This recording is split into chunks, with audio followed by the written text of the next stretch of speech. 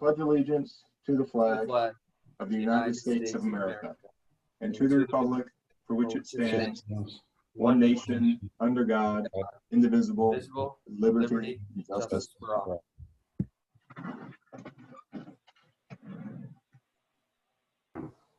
All right, can I get a motion to approve tonight's meeting agenda as stated? Motion. Andy, Lori just joined in. All right, I have a motion from Mr. Hoyt and Connie / Maureen, if you can note, Mrs. Wood is here. Can I get a second on the agenda? Second. Second by Mr. Loy. Any McCarthy, discussion? second. Second by Loy on that one. Any discussion on the agenda? All right, being none, Mr. Martin is a yes. Mrs. Fishman? Yes. Mrs. Nickerson? Yes. Mrs. Sundit? Yes. Mr. McCarthy? Yes. Mr. Loyer? Yes. Mr. Patch? Yes. Mr. Hoyt? Yes. And Mrs. Wood?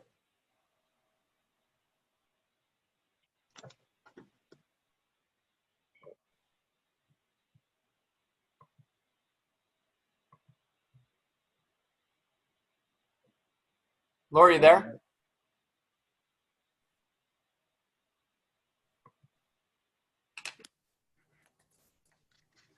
All right, well, we will go on with that. I don't, is she still in the? Yeah, she's there. Okay. All right, well, we will trudge on. I did see that Mr. Cal Naum has joined us. So just in case, Cal, if you're interested in a blue card, you can either just come off of mute, you can type a chat, you can raise your hand, whatever you want, but we'll just give about 10 or 15 seconds in case anyone needs to address the board on any topics tonight. So I don't know if anybody there can come off mute. So if anybody is there that wants to, just go into chat and say blue card.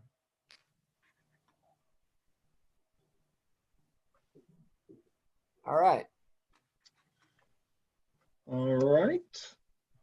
And if we'll just keep an eye on the chat. If something comes up later, we'll address it at that point. But being that there are no blue cards to this point, we'll move on and move in, and I will make a motion to accept item D, personnel in its entirety. Can I get a second? Second. I think the second by was Mr. Patch was what I first heard. I don't know. No, Mr. Loyer? Loyer, okay. We'll go with, so motion by Martin, second by Loyer. Any discussion on item D? All right, being none, Mr. Martin is a yes. Mrs. Fishman? Yes. Mrs. Nickerson? Yes. Mrs. Sundit? Yes. Mr. McCarthy? Yes. Mr. Loyer? Yes. Mr. Patch? Yes. Mr. Hoyt? Yes. And Mrs. Wood? Yes. Thank you. All right. Can I get a motion for item E, the consent agenda, which is the acceptance of recommendations for special ed? A motion. Motion by Mrs. Fishman. I will make the second on that one. Any discussion on E? All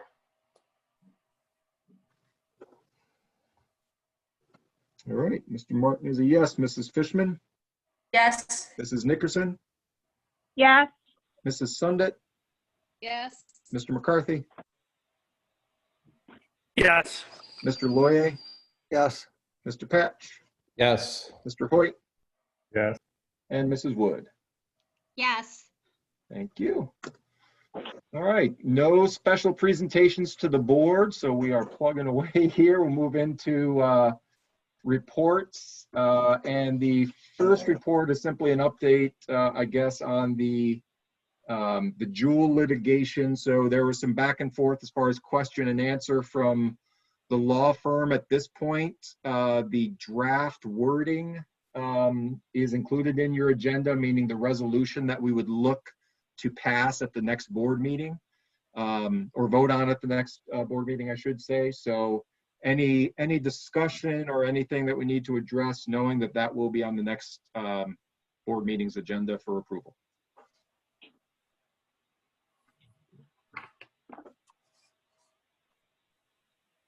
All right, and we'll look for that the next one. We'll move into board member reports. Mrs. Fishman, anything to discuss?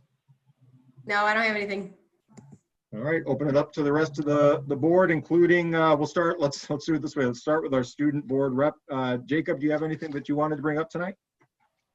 Not really at the moment, but with the dual thing, I think the students had said that they would wish that instead of having like the students get in trouble if they were caught in school. I know we're not in school right now or in person, but when we move back to that, if we had like a program or they went to like the counselor or something instead of like getting in like trouble, you know? So, Tom, I don't know if there's anything you have on that, or if you want to bring that to, because that would be an in-school thing. That's, I don't know, that's necessarily for the board to address, but that feedback for Mrs. Enright, I would think. Yeah, absolutely. Again, if you're going to look at that, then I guess how would you tease out, alcohol or drugs? I guess that would be a conversation that we would have to have, not only at the high school, but middle school as well, because there's, vaping situations that take place there. That would be a conversation, I think, with parents who wanted a more, strict approach. But even with that, the goal is to never keep them out. It's we've always reduced the amount of time they've been out if they agree to meet with the Farnham, that's the drug and alcohol counselor and things like that. So we already really kind of do that. We kind of say, okay, this is what your punishment would be if you're outright refusing to go to the drug and counselor. If you are, then this is what it will look like. So we can continue that conversation, sure. But I think that's actually a good point. So Jacob, I don't know if you're aware of that or not. So while I'm not sure, I don't want to speak for Mrs. Enright or administration or whatever, I'm not sure they're ever going to agree to no punishment when you violate a clear rule like that. But they do have a staggered kind of tiered approach right now, where if you agree to receive counseling and education that the district sets up, then it's a lesser penalty than if not. So were you aware of that? No, because on the rules and stuff on the code of conduct, it's like it was like there's like red, yellow, and green. I'll have to pull it up, but it said something like that. And then I remember I think when I was a sophomore, we had a dual presentation by the principal, and it was pretty much like or like just anything in general with like vaping and stuff, you'll be like arrested or like kicked out of school. And it wasn't really like let us help you, it was more like let me punish you if you have an addiction or a problem.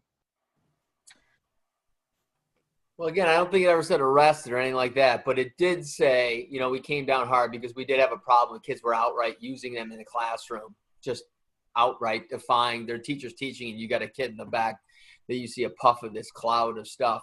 But I don't know, maybe 3 years ago what it looked like, but I could tell you we've definitely taken the approach where students have had far less time if they agree to go to the alcoholic drug counselor, which I do all of the superintendent hearings, and I would say 99% of the kids and their parents definitely take us up on that. And the good news, Jacob, so a lot of the kids have such a good connection when they have that counselor that even when they fulfill the required amount, most of the kids ask if they can stay right on with that drug and alcohol counselor. That's why we increased our use of the drug alcohol counselors at the middle school and the high school.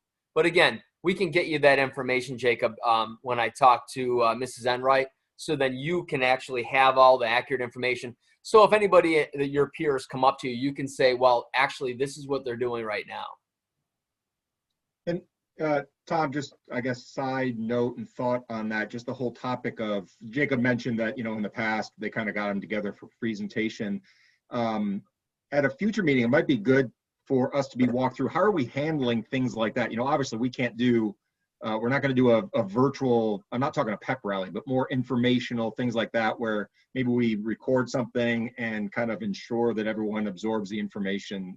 Again, not for tonight, just that might be good, something good for us to be walked through down the road. Yeah, sure. I mean, I want to give credit. Damon Villeneuve does an amazing job with the weekly updates and all new things, and it's on the website. But regarding presentations and things like that, Andy, I can get back to you. All right. All right. Any other topics from the board?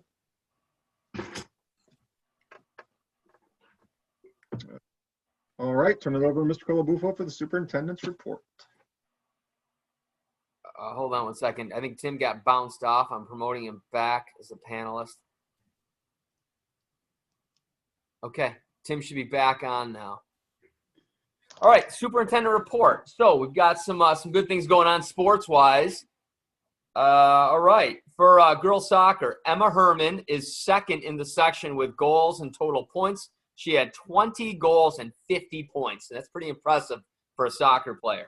We had Cora Cohane is 10th in the section with 10 goals and 33 points. Very impressive. The team finished ranked 4th in the local rankings with a 7-4-1 record. They have a very competitive league. Boys soccer finished 4 and 6. They had a very good year as well. Our college signing day is this Wednesday at 3 p.m. in the Paul V. Moore Gym. We have several student athletes that are still undecided on the colleges that they're going to commit to. So they will wait until the spring, and they'll be part of that signing then, the announcement. But coming this Wednesday, we have Emma Herman. She's going to be playing soccer at Messiah University. We have Cora Cohane will be playing soccer at Siena. We have Jake Moran that will be playing lacrosse at the University of Albany. And he's waiting on a couple more girls for lacrosse. They're going to get back to him that they could also either be joining Wednesday or they would be part of the signing in the spring. I told him also, notify the media and whatnot, and I will do the same first thing in the morning to make sure that, that they get their representation. Andy. No, you were being waylaid by little Kenny Fishman. He was stealing your show. Sorry. Oh, fair enough. All right, the other one we've got. I just wanted to give a little update regarding the timeline. It's a draft timeline for the whole discussion about collective GPA and the cumulative GPA and class rank. So Kristen Enright is she's creating a stakeholder committee to evaluate class rank, and the members will include 2 administrators, 2 counselors, 2 teachers, 2 students, 2 parents from the middle school, 2 parents from the high school, 1 higher education representation, and 2 board members. What they're going to do is they're going to get together, they're going to meet. She's got a December timeline where they're going to be researching practices of higher education institutions with regards to admissions and class rank, gather feedback from various institutions, 2- and 4-year schools, SUNY and private, research the practices of high schools in Onondaga County and Oswego County with regards to class rank, prepare the discussion questions for the committee members, share findings with the committee via email in preparation for the first meeting in January. Hold the first meeting in January 2021 with the committee. She wants to meet first with the committee, and then that committee can then facilitate a number of community forums. The reason why she didn't want to give me dates right now for the community forums is she wants to make sure that they work for those committee members that will be helping facilitate. But make no mistake, there will be ample amount of time for all community members and staff members, whoever wants to be part of that community forum, not just the limited number on the actual committee, but the forum, that they can come in. Everybody will have a voice. Anybody that was part of our, like when we were doing the consolidation of CSI into Hastings, Millard Hawk, we had a number of forums where we would meet, and every table would then move to the next table. Everybody had their opportunity. We're going to have to get very creative with Zoom. And again, we don't know as we get later in the year, maybe things can go the other way and we can maybe have in person. I'm probably thinking it's probably going to be Zoom. But once the committee gets those dates, we'll get that out for everybody. Just want to give an update. Yeah, sorry, Michael, go ahead. Can you unmute Tim, please?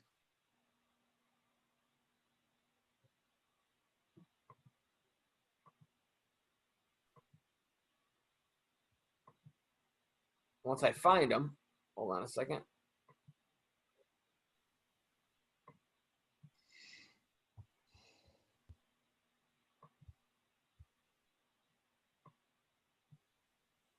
Is Tim's phone number 543 number? Because I added Tim as a panelist, yet I don't see him. Number I have for McCarthy is Don't give it all, but is 777 at the end. Yep, then it must be him. All right, hold on one second.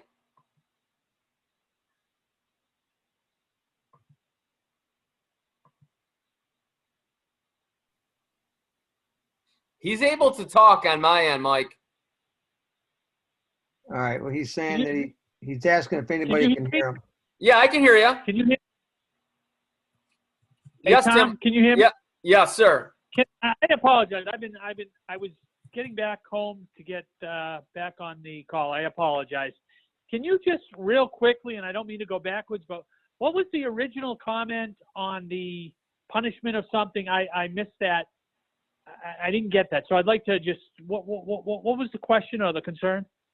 Our student board rep had asked the question about in lieu of actual like punishments for, he said, vaping, could it be instead of punishments, could it be more of counseling and possible, programs to, address their issue? And what I had said was we have the punishment. The punishment is there for a reason, but then we have a far lesser amount if they're willing to work with us to see the drug counselor that we pay as a district to have. Okay. The only comment I would have is that if people are just outright going against what the policy is, there's no acceptance for anything other than punishment, with all due respect. So I guess I'd rather have this conversation in person, but if people are just saying, you know what, I don't give a damn what the policy is, I'm going to do whatever the hell I want, that is not acceptable in public schools and never will be. And never will be supported by this board member, period, end of statement. So that's my comment to that. Thank you. All right. Thanks, Tim. Andy got knocked off. I just let him back on. Andy, you there? He said he needs to be made a panelist again. I already did. I did that.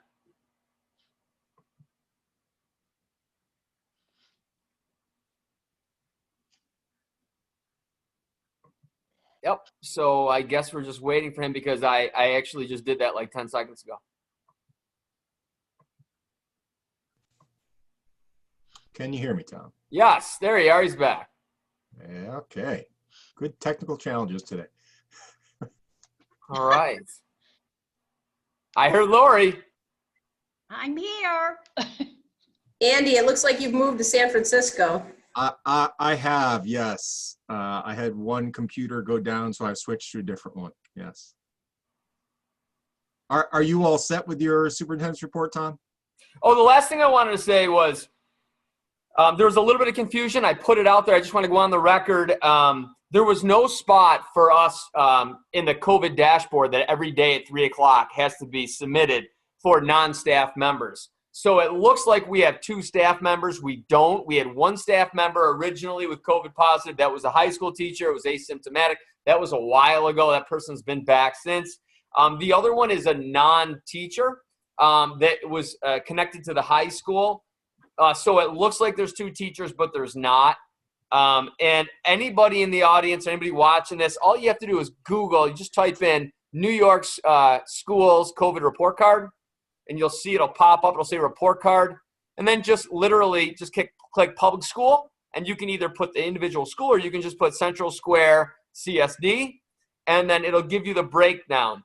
We have been extremely fortunate to have not had a student, an actual student, except for we had a situation, the modified soccer team, where they had quarantined the entire modified soccer team. But besides that, there has not been a situation where we've had a student test positive that went prior to the 48 hours of the actual test, if it was an asymptomatic student, or 48 hours prior to the onset of symptoms, that the student was in the contagious stage in school. So I know that there were some parents that had called me and were like, is it just too good to be true? And I said, really, we've been very lucky. But again, we've been very transparent. So if we have that situation where a student or a staff member is actually in school during their contagious stage, the health department completely takes that over. I will say that the health department, especially in Onondaga County, are inundated. They're flooded. I helped out with the soccer team by calling all the parents and letting them know their kids were quarantined because the health department said that'd be a big help. Unfortunately, and it's not a knock on the health department, but I want to go public saying this because I'm not quite sure that and all due respect to him, but the county executive, Ryan McMahon, I watched his press conference today and he seemed shocked when the reporter said, there are some cases where it's over a week before people are called for contact tracing. And he thought that was kind of out of the ordinary. Well, right before this meeting, I got a phone call from a parent that said they just now received the call. And today's Monday. So it's almost been a full week. So anybody, since the exposure would have been a Monday game. So anybody watching this, I want them to know that we're extremely proactive. Whether a parent calls a teacher or their nurse or me and says, I just got the results, my kid's positive, I don't wait for a phone call from the health department. I call the health department and I pester them to bump us up to the top of that list so they can do all that they can do so parents aren't just waiting in limbo. And I think part of that diligence that the nurses have had and the teachers and the principals have really kept us in pretty good shape. Districts all around us are dropping left and right, closing 2 days, closing 2 weeks, this and that. We've done a pretty good job. So we're pretty happy with the consistency. And that wraps up my superintendent report. Any other discussions, comments, topics? And I guess I will ask Tom, just, do you have any insight, thoughts, or whatever? And I know I had sent this to you earlier today, but so that the board and quite honestly, so that the public is aware, we deal with obviously different counties because our district spreads Oswego, Oneida, and Onondaga County. But Onondaga County, as an example, their guidance is so odd sometimes. So if you are a student and you have over 1 hour of exposure in a room, regardless of the size, the seating arrangement, or use of face coverings, then that's when they advise quarantine. That's if you are a student. If you are a staff member, that 1 hour applies if you're in the middle or elementary school. But in the high school, if you're a staff member, you're allowed 2 hours of exposure regardless of the setting. Any idea why that guidance would be different, and what kind of message does that send to different staff members based on that? No. Andy, I'm still trying to figure it all out. Where if you're in an enclosed area for 60 minutes or more in a classroom, then they quarantine everybody. But if it's a classroom that some districts have at their high school, if they're 55 minutes, they're good. They're good. The whole thing just puzzles me, but I guess that's the same thing of having food in a restaurant after 10 o'clock. So, yeah. I don't know. Yeah. Yeah. Or standing up. Right. Well, Yeah. standing up and again, I'm sure it won't, so I'm careful how I say this, because trust me, I know that the health department workers are out there working. They're working long hours, doing lots of calls, all that stuff. But I am through Pearl going to see if we can get someone from the health department to attend our next meeting virtually, because some of these things I just baffle the mind. The final example, staff to staff exposure is the most murky.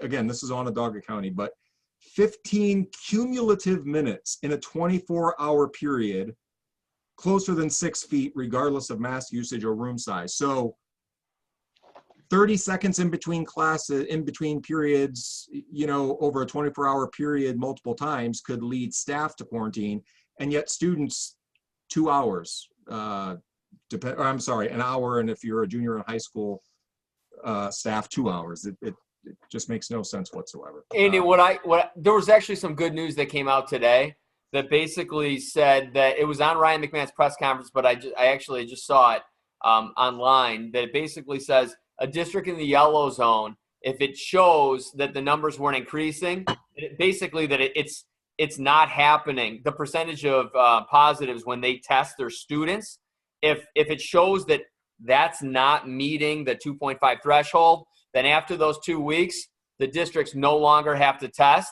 and they will put those resources in the community where, quite frankly, that's where it should be anyway, because no matter who you ask, in both health departments that I work with, and Ryan McMahon has said this, it's not spreading in the schools. Oswego County agrees. It's not going kid to kid.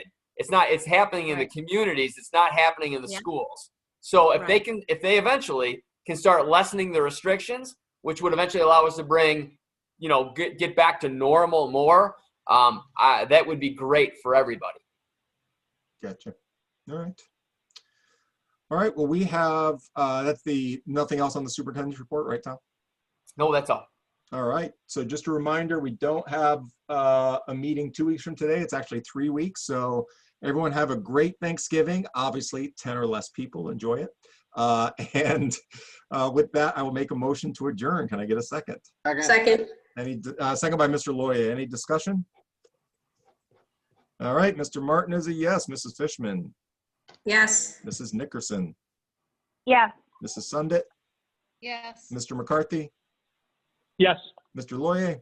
Yes. Mr. Patch. Yes. Mr. Hoyt. Yeah. Mrs. Wood. Yes. All right. Have a great Thanksgiving. Great rest of the week, everyone. Enjoy the rest of your night. You too. Take care. You too. Take care. Bye. Bye, everyone.